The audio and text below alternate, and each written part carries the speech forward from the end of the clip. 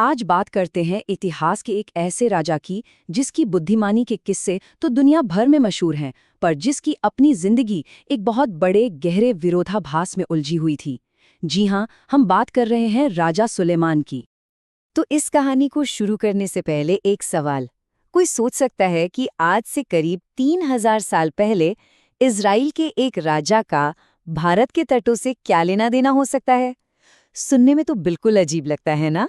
लेकिन ये कनेक्शन, ये रिश्ता हमारी सोच से कहीं ज्यादा गहरा और पुराना है।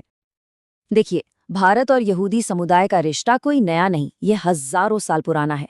और कुछ परंपराएं तो यहाँ तक कहती हैं कि जो सबसे पहले यहूदी व्यापारी भारत आए थे वो राजा सुलेमान के ही समय में केरल के तट पर उतरे थे। मतलब ये जो व्यापार और संस्कृति का मेलजोल है, ये बहुत ही प्राचीन है। तो ये तो हुई सुलेमान और भारत के कनेक्शन की बात।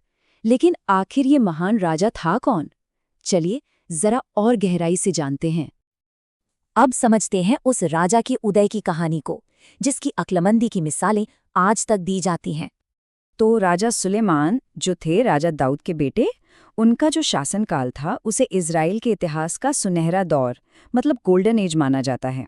और उनकी सबसे बड़ी देन यरूशलेम में पहले भव्य मंदिर का निर्माण। ये मंदिर यहूदी आस्था का सबसे बड़ा केंद्र बना।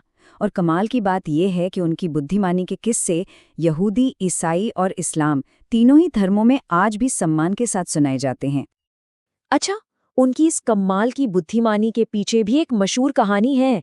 कहते हैं कि जब ईश्वर ने उनसे कुछ भी मांगने को कहा तो सुलेमान ने ना तो दौलत मांगी, ना लंबी उम्र।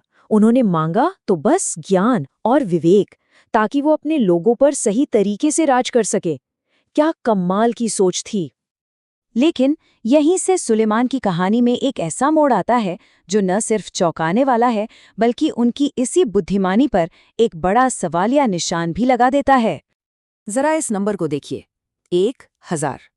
ये संख्या राजा सुलेमान के जीवन से जुड़ी महिलाओं की है, 1000। और इसका ब्यौरा भी मिलता है। बाइबल के मुताबिक इनमें 700 तो पत्नियां थीं, जिनमें से ज्यादातर विदेशी राजकुमारियां थीं, और 300 रखैलें थीं। जाहिर है उस जमाने में ये संख्या उनकी ताकत, उनकी दौलत और उनकी राजनीतिक पहुंच को दिखाती थी। लेकिन अब जरा इस नंबर पर गौर कीजिए, सिर्फ 3। सोचिए, एक तरफ 1000 पत्नियां और रखेलें, और दूसरी तरफ बाइबल में जिनका नाम दर्ज है वो केवल 3 बच्चे। इतनी सारी पत्नियां होने के बाद भी बाइबल में सिर्फ एक बेटे रेहुबियाम और 2 बेटियों ताफत और बासमत का ही नाम मिलता है।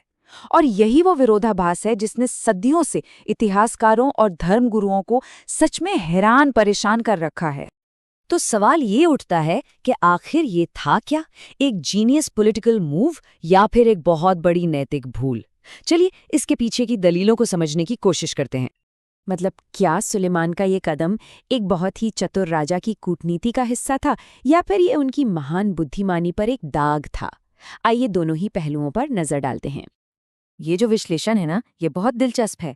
देखिए, एक तरफ तो इन शादियों को एक बहुत ही स्मार्ट पॉलिटिकल मूव माना जा सकता है। सोचिए, हर शादी एक तरह से एक शांति समझौता थी जो राज्य को लड़ाई झगड़ों से बचा रही थी। लेकिन सिक्के का दूसरा पहलू भी है। यही शादियां उनकी धार्मिक नाकामी की वजह भी बनी। बाइबल में लिखा है कि उनकी विदेशी पत्नियों ने ही उनका दिल दूसरे देवताओं की तरफ मोड़ दिया। और यहीं से एक बहुत जरूरी सवाल खड़ा होता है, क्या जो बात 3000 साल पहले बुद्धिमानी समझी जाती थी उसे आज भी बुद्धिमानी कहा जा सकता है? यहाँ समय का फेर साफ साफ दिखता है। सुलेमान के जमाने में इंटरनेशनल रिलेशंस बनाने का सबसे बड़ा जरिया था शादी ब्याह। लेकिन आज का दौर, आज का लोकतांत्रिक दौर अलग है। आज देश संधियों, व्यापार और आर्थिक समझौतों से रिश्ते बनाते हैं। पर्सनल रिश्ते अब डिप्लोमेसी का आधार नहीं रहे। तो इसका मतलब क्या हुआ? इसका मतलब ये हुआ कि बुद्धिमानी की परिभाषा ही बदल गई है। उस जमाने में अपने राज्य को बचाने के लिए जो भी साधन मौजूद थे उनका इस्तेमाल करना ही बुद्धिमानी थी। लेकिन आज के लीडर की बुद्धिमानी वो संविधान के दायरे में रहकर देश की इकोनॉमी और डेमोक्रेटिक वैल्यूज को मजबूत करने में देखी जाती है। और ये सारी बातें हमें सुलेमान की कहानी के सबसे बड़े सबक पर ले आती हैं, और वो सबक है ज्ञान होने और उस ज्ञान के हिसाब से जीने के बीच का फर्क। एक किताब है नीति वचन, जिसे माना जाता है कि सुलेमान ने ही लिखा था। उसमें एक बहुत मशहूर बात कही गई है, ईश्वर का भय मानना ही बुद्धि की शुरुआत है। ये उनका खुद का सिखाया हुआ ज्ञान था। लेकिन विडंबना देखिए, जिस इंसान ने ये ज्ञान लिखा उसी ने अपनी जिंदगी के आखिरी सालों में इन उसूलों को तोड़ दिया। बाइबल बताती है कि उन्होंने अपनी पत्नियों के असर में आकर दूसरे देवताओं के लिए पूजा की जगह बनवाई। मतलब उन्होंने सीधे सीधे उन आदेशों का उल्लंघन किया जो एक राजा के लिए बनाए गए थे। तो सुलेमान की कहानी सिर्फ एक राजा की कहानी बनकर नहीं रह जाती। ये इंसान के एक अंदरूनी संघर्ष की कहानी है जो हमेशा से चली आ रही है। ये जानना कि सही क्या है और फिर उस सही काम को करने की हिम्मत रखना, ये दो बहुत अलग अलग बातें हैं।